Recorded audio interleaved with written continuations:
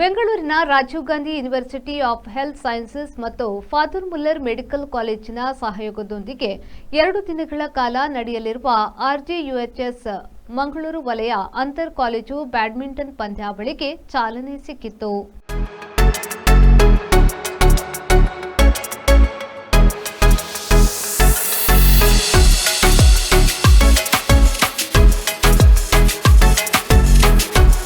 ಕಂಕನಾಡಿಯ father Muller ಒಳಾಂಗಣ ಕ್ರೀಡಾಂಗಣದಲ್ಲಿ ಆಯೋಜಿಸಿದ್ದ ಕ್ರೀಡಾಕೂಟವನ್ನು ಗಣ್ಯರು ಉದ್ಘಾಟಿಸಿದರು.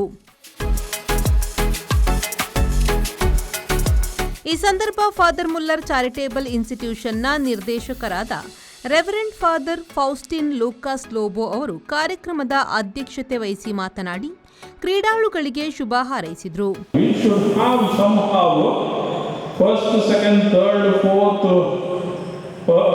Positions 1 or 2. There should be a situation where we have to, for the final, Indians.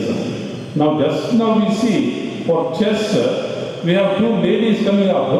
Almost they are reaching the final. Kunera Hampi and Divya, they are almost now in the semi-final. They have drawn the first game.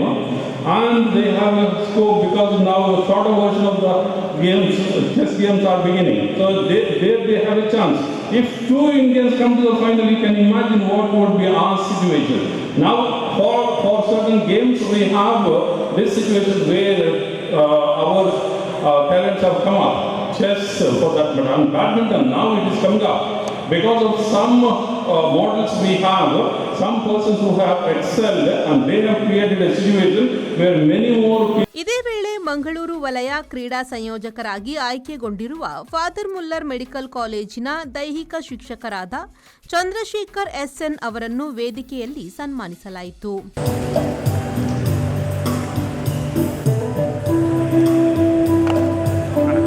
ಕಾರ್ಯಕ್ರಮದಲ್ಲಿ father Muller medical ಕಾಲೇಜಿನ ನಿಯೋಜಿತ reverend father Michael Santhumayor, father Muller medical college ಮತ್ತು ಆಸ್ಪತ್ರೆಯ ಆಡಳಿತಾಧಿಕಾರಿ reverend father George Jeevan Sequeira, father Muller medical ಕಾಲೇಜಿನ dean doctor Antony Sylvan D'Souza ಉಪಸ್ಥಿತರಿದ್ದರು.